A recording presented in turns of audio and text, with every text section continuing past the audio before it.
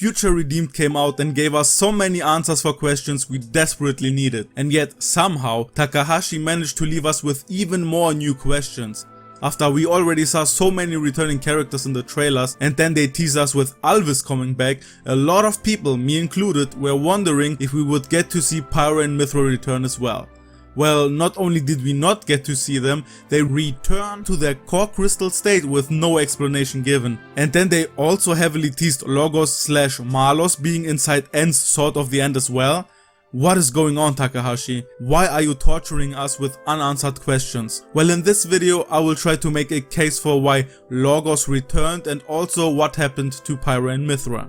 On that note, real quick before we jump in, I really appreciate every comment and like, and don't forget to subscribe if you want to see more Xenoblade content as well.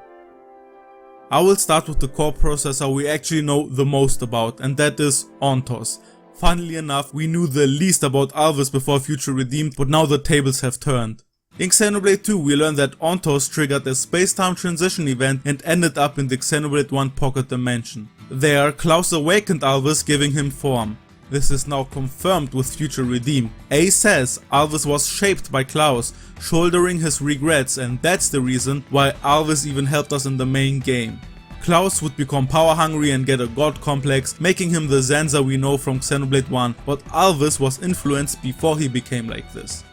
In the same fashion, Malos became corrupted by Amalthus' hatred for the world, and Mythra got so many of her traits because of Adam. Alvis was awakened when Klaus was full of regrets, making him the lovable Alvis we know. After he helped us defeat Zanza, Shulk wished for a world without gods. This decision put Alvis back into his core crystal form, where he was found a year later by Shulk on a beach. They used Ontos' core and architecture to create Origin. His core alone would act as the Trinity processor managing Origin. That's possible because Ontos acts as the arbiter of the Trinity processor, as A explains this to us later. Arbiters are real things in CPU circuits. A memory arbiter is a device used in shared memory systems to decide which CPU will be allowed to access that shared memory. This explains why Ontos alone can't access the shared memory and feelings of the other cores from the Trinity processor. Without Pneuma and Logos around, he becomes the soulless machine.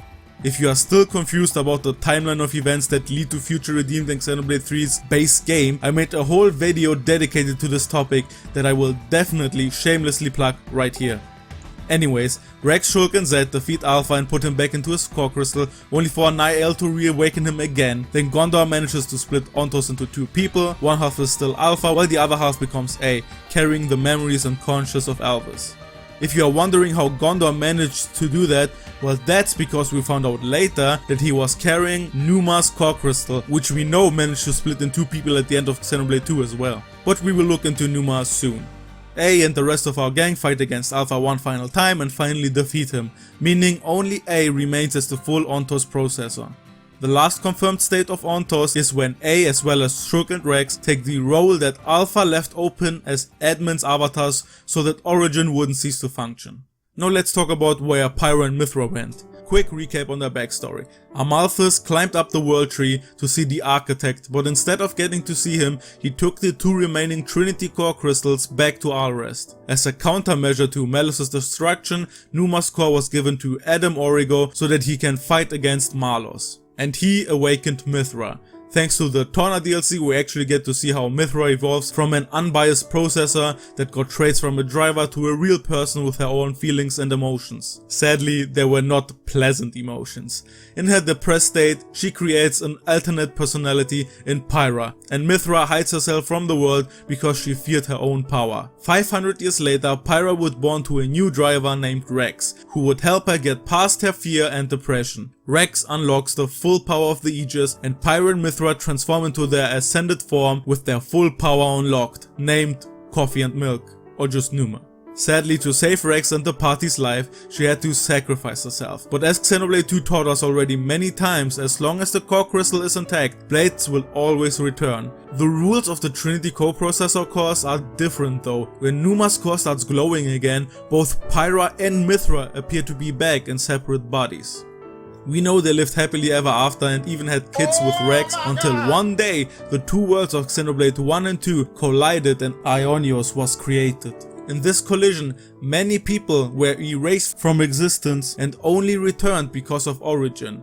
There are actually exceptions such as Rex, Shulk, Linka, Panacea, Nia, Melia and Riku that never were erased because the collision was stopped by Zed, but it seems like Pyra and Mythra did not survive this phase. We don't have a definitive answer, so treat this as a theory. The simplest solution to that mystery, in my opinion, is that they just died during the collision and returned to their core crystal state. It is also possible that origin had something to do with them reverting back, but we don't know.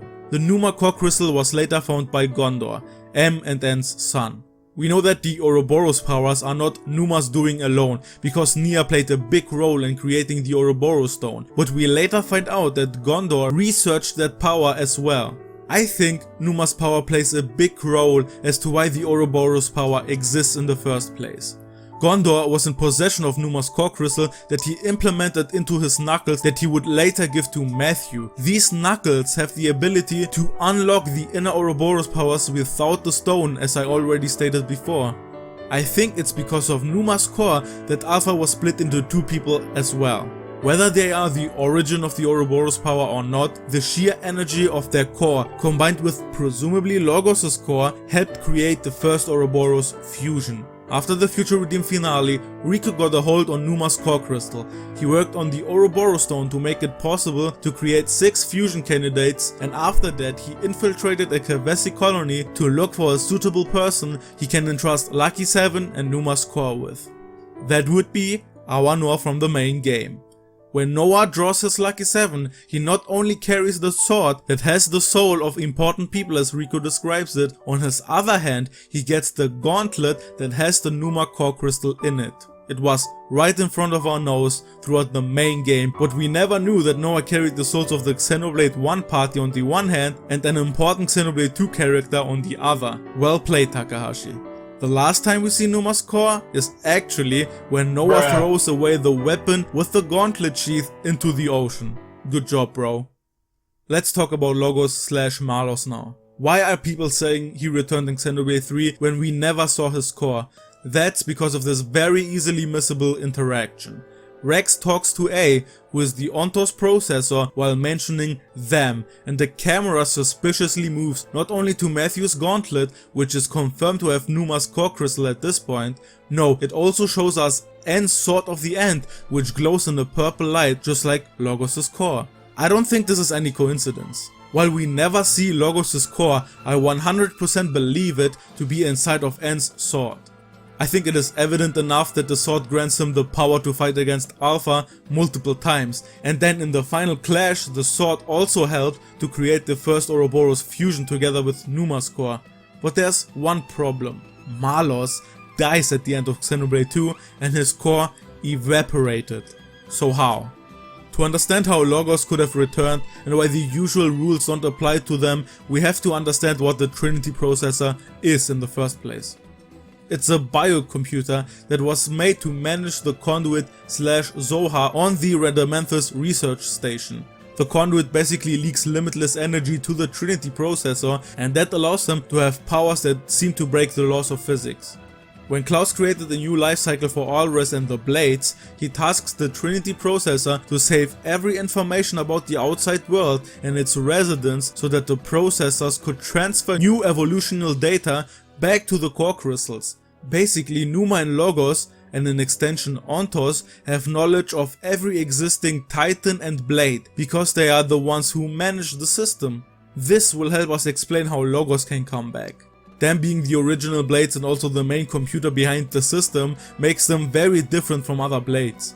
They can live on without a driver, they can live a certain amount of time without their core entirely, and as the Master Blade they can allow people to bond with any blade, etc. We actually already saw Malos return once, even though his core crystal was broken in 2, which would kill any regular blade. But let's go back a smidge first and see what happened to Malos. He was first awakened by Amalthus after he climbed the world tree. Bearing the man's hatred for the world, he became the self-proclaimed bringer of demise. He followed the role he was given and even stopped listening to his driver Amalthus. After the final battle in the Torna DLC, Mythra manages to beat him and send him beneath the Cloud Sea to Moritha. It is here that we see that the entire half of his core is actually broken and missing. This would have killed any other regular blade, but Malos manages to come back but with most of his powers missing. He later teamed up with Jin to find the other Aegis so that he can restore his power and make it to Elysium to not only destroy the world, but even its creator. The important part is that he manages to restore his core crystal by stealing the information from Pneuma's core. And we also learned earlier that Pyra and Rex were exchanging data through their core crystal connections, which made them both receive the same wounds. But in this case it helped to restore Pneuma's data back because it was also stored on Rex's core. You see how this got a bit complicated here?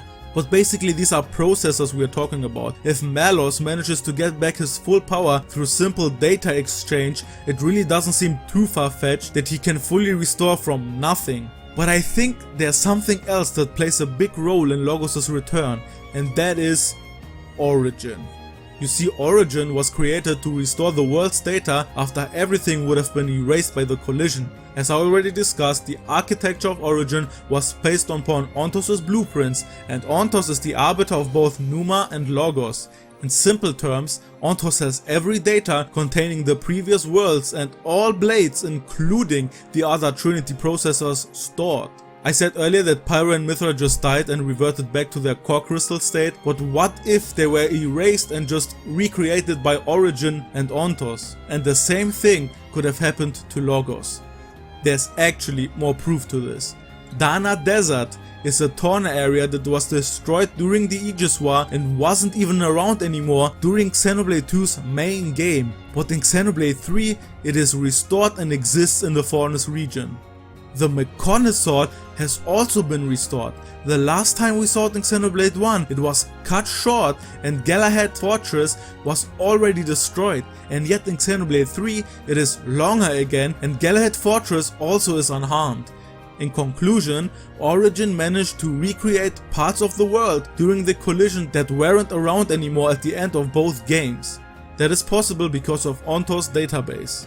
It is more than likely that this is the exact reason why Logos' core crystal was restored as well. For the final part of this video, I want to look to the future. What happens to the Trinity cores after Xenoblade 3 and Future Redeem ended?